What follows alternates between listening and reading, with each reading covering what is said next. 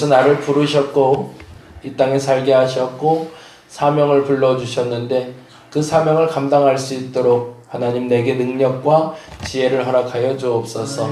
하나님이 나를 부르신 이유를 분명히 믿습니다. 그리고 하라 하시는 일이 있는 줄로 믿습니다. 그 일을 잘 감당하여 착하고 충성된 종이라는 말을 들을 수 있는 하나님의 인정을 받을 수 있는 우리가 되게 하여 주시옵소서. 한 땀 한 땀 정성껏 살아가는 삶이 되게 하여 주시고 오늘도 내게 맡겨진 사명을 잘 감당하여 주 예수께 우리 하나님께 영광 돌리는 삶을 살아가게 하여 주시옵소서. 감사합니다. 고마우신 예수님 이름으로 기도드렸습니다. 아멘. 아멘. 마태복음 28장 이제 오늘 마태복음 마지막 마무리하게 되는데요.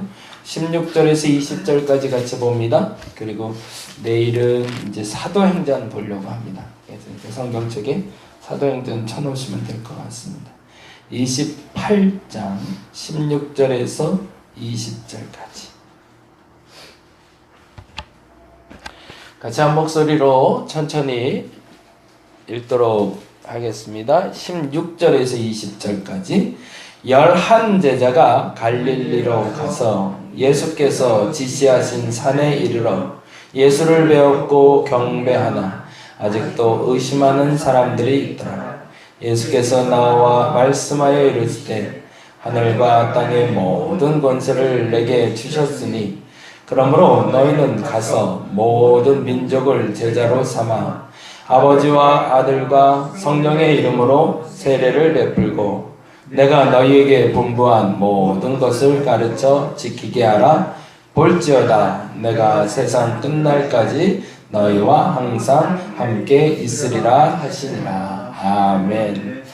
예수께서 부활하신 후에 승천 직전의 사건이죠. 이제 복음서에는 승천에 대한 단어들이 이제 많이 나오지 않고 사도행전에 승천 얘기가 나오는데 그 예루살렘에 가 보니까 예루살렘에 그게 있더라고요. 승천하신 자리에 이렇게 발도장 찍힌 데가 있더라고요. 슈퍼맨이 올라가듯이 이렇게 탁 치고 올라가셨는지 하여튼 예수님이 밟고 올라갔던 자리라는 그 자리가 보존이 되고 있어요. 그런 걸 믿으면 안 되는데 하여튼 뭐 그런 것들도 있더라고요. 분명하게 사실로 고백하고 싶은 건 예수께서 3일 만에 부활하셨고 부활하신 후에 부활 승천하셨다. 여기까지 믿어야 되는 거죠. 그렇죠?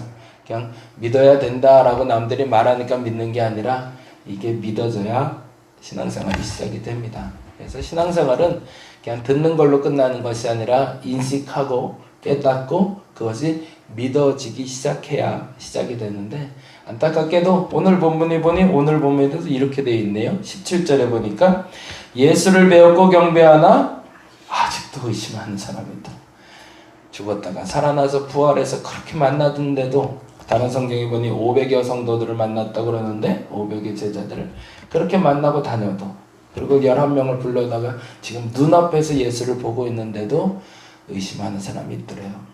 그러니 우리가 믿는 건 사실은 기적인 거죠. 근데 그럼에도 불구하고 감사한 건 가능성이 있다라는 얘기입니다. 재미난 표현은 16절인데 다시 한번 볼까요? 16절 11 제자가 갈릴리에 가서 예수께서 지시하신 산에 이르렀대요. 이 말이 재미있어요. 예수님이 감람산에서 기도하시다가 잡혀가시잖아요.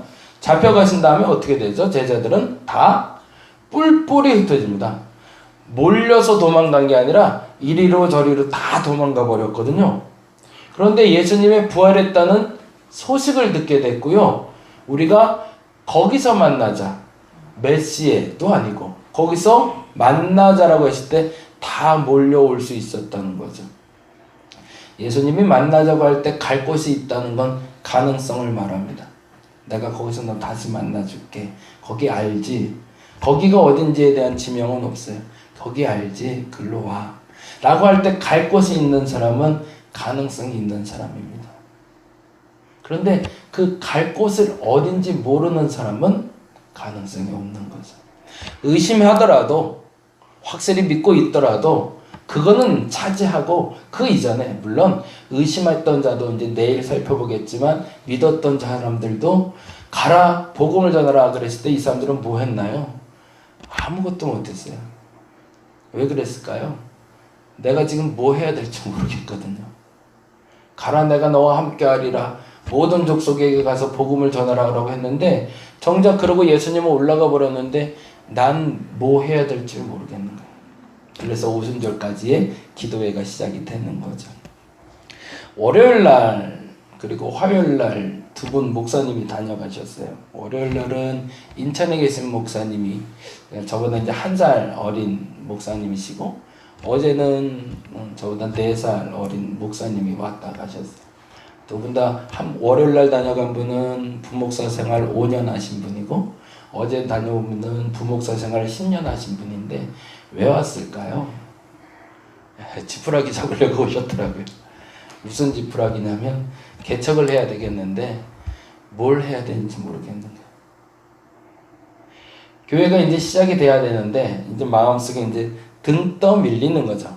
이게 상황 때문에 등 떠 밀릴 수도 있지만 저는 그렇게 믿습니다. 목사님들이 개척하게 될 땐 상황이 등 떠 미는 게 아니라 하도 순종 안 하니까 하나님이 상황으로 등 떠 민다고 생각을 해요. 안 하려고 드니까 자꾸 왜 어려울 것 같아서 힘들 것 같아서 잘 몰라서 그래서 자꾸 하나님이 등 떠미시는데 순종 못하고 있다가 이제 월요일날 한 분도 등 떠밀려서 오셨고 어제도 한 분이 등 떠밀려서 오셨어요. 근데 공통된 게 있었어요. 그 공통된 게 그 다 큰 남자들이 울더라고. 서러워서 울고 속상해서 우는 게 아니라 감사해서 울더라고요. 얘기를 들어보니까 그리고 얘기를 나누다 보니까 하나님이 인도하시는 걸 알게 됐대요. 그래서 너무 감사하대요. 그리고 나서 월요일날 목사님은 그런데 감사한 건 알겠는데 앞으로 어떻게 될 건지 잘 모르겠다고 그리고 기도해달라고 해서 갔는데 가다가 전화가 왔어요. 목사님 신기한 일이 벌어졌어요. 그러면서 뭐가요? 그랬더니만 누가 강대상 준대요. 그러고 전화가 오기 시작했대요. 이제 하나님이 채우기 시작하는 거죠. 그래서 갑자기 장로님 한 분이 전화 오더니만 목사님 뭐 필요한 거 없어요? 그러더니만 혹시 제가 장로회 총연합회 일을 하고 있는데 거기서 크리스탈 강대상 하나가 지금 누구한테 줄 수가 있는데 그거 목사님 드려도 되냐고 얘기가 왔대요. 이제 일이 시작이 된 거죠. 어제 목사님도 마지막 가면서 한마디 하는데 저 뒤에 우리 김학의 권사가 앉아 계신 데서 펑펑 울다가 갔는데 그냥 앉아 울더라고요. 그냥 울더라고요. 그러면서 하나님이 움직이시는 걸 알게 됐다고. 근데요, 올 초부터 지금 벌써 올 초에 2명 왔다 가시고 어제하고 그저께 2명 왔다 가셨는데 재미난 공통점이 하나가 있어요. 그리고 저도 그냥 사심없이 다 제가 했던 일들, 앞으로 일어난 일들을 같이 공유하고 나누잖아요. 그런데 재미난 건 안 하는 사람들이 있더라고요. 그렇게 하라고 그러는데 안 해요. 그리고 자기 고집대로 또 하던 분들이 있더라고요. 근데 죄송한데 그런 분들은 시작이 안 되더라고요. 근데 무슨 말이든지 어쨌든 우리 교회 와보면서 그런 생각을 하시는 것 같아요. 다양한 고민들을 하겠죠. 이제 뭐 SNS나 뭐 다른 데 소문 듣고 이제 와긴 했지만 정작 와보니까 이게 뭐지 싶은 거죠. 내가 시작하는 내가 이렇게 해야 되나? 우리 교회 이제 형편과 이제 상황을 보면서 그런 이런저런 판단을 하시는 것 같아요. 그러면서 자기가 생각한 그래도 나는 이거보다는 좀 낫겠지 생각하시는 분들이 종종 있는 것 같아요. 근데 죄송하지만 아직도 시작을 못하고 계신 분들이 있고요. 어떤 분들은 그렇게 시작해서 벌써 작년 10월에 왔던 분은 그렇게 해서 건물 하나 얻어서 시작했는데 벌써 한 가정 등록을 했다고 그러더라고요. 이제 시작되는 분이 있고요. 근데 한 가지 감사한 건 있어요. 그렇게 되든 저렇게 되든 시작할 때 의심하고 시작하든 그러나 시작할 수 있도록 찾아오게 한 그 마음으로도 충분한 가능성이 있다. 그 가능성을 믿고 우리는 전하는 것뿐이죠. 저는 그렇게 확신하거든요. 그게 제 사명이라고. 그 사람들이 나에게 와서 뭐 해주겠어요? 음료수 하나 들고 오면 끝이지 뭐. 그 다음에 그분들이 와서 나한테 스승이라고 부르겠어요? 제자라고 부르겠어요? 안 부르겠죠. 근데 한 가지 저는 확신하는 게 있습니다. 그게 제 사명이라고. 그렇게 퍼주는 게 제 사명이면 그 퍼주는 사역을 제가 하는 것뿐이죠. 근데 각자가 그 사명이 뭔지를 모르기 때문에 못하고 있는 거죠. 그래서 오늘은 이제 마무리 정리하며 마태복음을 이제 마무리하려고 하는데 다시 한번 좀 정리하고 갑니다. 마태복음은 크게 5가지의 묶음으로 되어 있다고 했습니다. 기억나시죠? 그 5가지 묶음 다시 한번 정리하고 오늘 그 이유를 잠깐 설명하고 갈게요. 첫 번째는 3장부터 7장까지 산상수훈 이야기를 통해서 생성해 내고 싶었던 것이 있었습니다. 그건 바로 믿는 사람은 어떤 사람인가. 지금 말씀드린 걸 잘 기억하셔야 돼요. 예수께서 그냥 가르쳤을 때 가르치는 걸로 끝난 게 아니라 그것으로 무엇인가가 만들어지길 원하셨던 거거든요. 5장부터 8장에 이르는 끊임없는 산상수훈의 이야기가 들어있는데 거기에 있는 숨겨진 메시지는 믿는 사람들은 이렇게 살아야 된다. 그래서 산상수훈을 통해서 믿는 자에 대한 이야기가 3장부터 7장까지 나왔다면 8장부터 10장까지는 핍박받는 사람들, 그 핍박받는 사람들이 앞으로 사역자가 될 것이다. 공통점을 찾는 겁니다. 11장부터 13장까지는 씨 뿌리는 비유가 나옵니다. 그리고 이 씨를 뿌리는 사람들이 성숙한 사람들이다. 이게 참 멋있죠? 거두는 사람들이 성숙한 게 아니에요. 뿌리는 사람들이 성숙한 거죠. 왜요? 내가 거두려고 하지 않기 때문에 성숙한 겁니다. 거두려는 사람들은 미성숙한 거죠. 왜? 내가 뿌리고 내가 거두려고 하니까. 근데 씨 뿌리는 사람들은 성숙한 사람들이에요. 그 얘기를 11부터 13장까지 하고 있고요. 13장부터 18장까지는 변화산에 드디어 올라 그 천국 백성이 될 수 있는 자격을 가진 사람들이 누군지를 설명하고 있습니다. 그리고 마지막에 19장부터 25장까지는 성전이 무너지며 심판받을 자가 누군지를 말해주고 계세요. 3장부터 7장은 산상수훈을 통해서 믿는 자가 누군지, 8장부터 10장에는 핍박받는 자들 중에 사역자가 나올 것이라고, 11장부터 13장까지는 씨 뿌리는 비유를 통해 성숙한 사람이, 그리고 13장부터 18장까지는 변화산 사건을 통해서 천국 백성이 누군지, 그리고 마지막 19장에서 25장까지는 성전의 무너짐을 보며 심판받을 자들. 결국엔 그럼에도 불구하고 그 말을 못 듣고 버려지는 사람들이 있다. 그리고 나서 마지막에 마태는 20절에 28장 19절과 20절에 다음 이야기로 마무리를 하고 있습니다. 그게 뭔지 다시 한번 읽어봅니다. 19절 20절 그러므로 너희는 가서 모든 민족을 제자로 삼아 아버지와 아들과 성령의 이름으로 세례를 베풀고 내가 너에게 분부한 모든 것을 뭐하라고요? 가르쳐 지키게 하라. 제가 계속 마태복음 보면서 말씀드렸던 한 단어로 요약하자면 뭐죠? 열매 있는 삶을 살아야 된다는 겁니다. 산상수훈을 통해서 믿는 자라는 열매가 나오는 것이고요. 핍박을 통해서, 그러니까 우리가 어려움을 통해서 사역자가 양성되는 겁니다. 어려움을 겪지 않은 자가 사역자가 될 수 없습니다.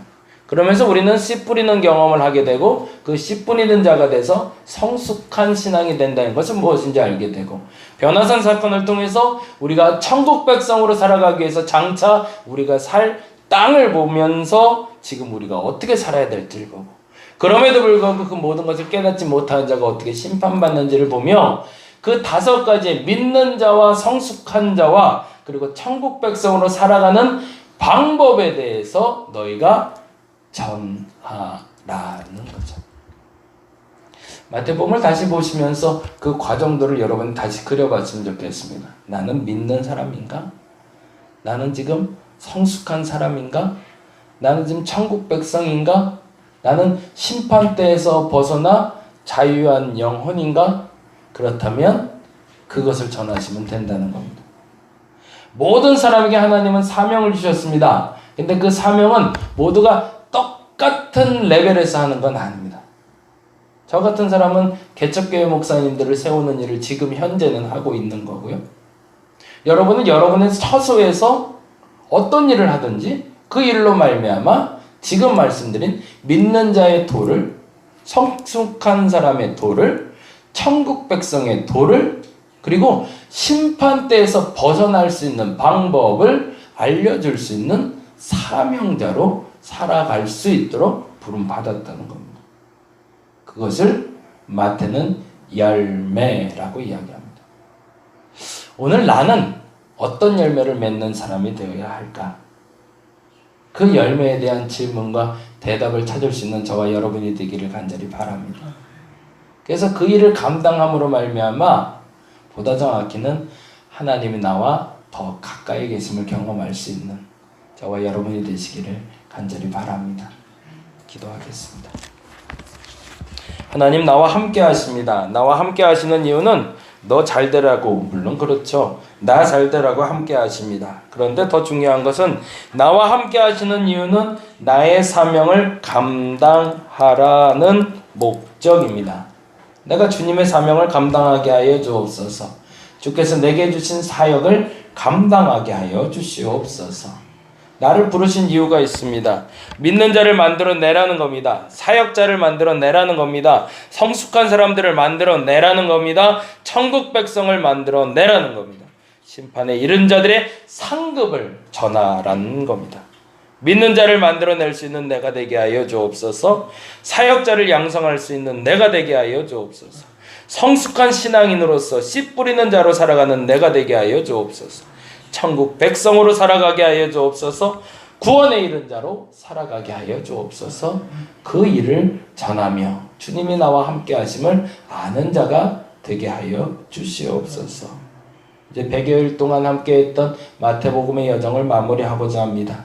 사도들의 행전을 함께 쫓아가며 사도들의 삶을 이젠 살아가고자 할진대 저들이 성숙한 신앙인으로 변모되어 있음을 보게 하여 주시옵소서.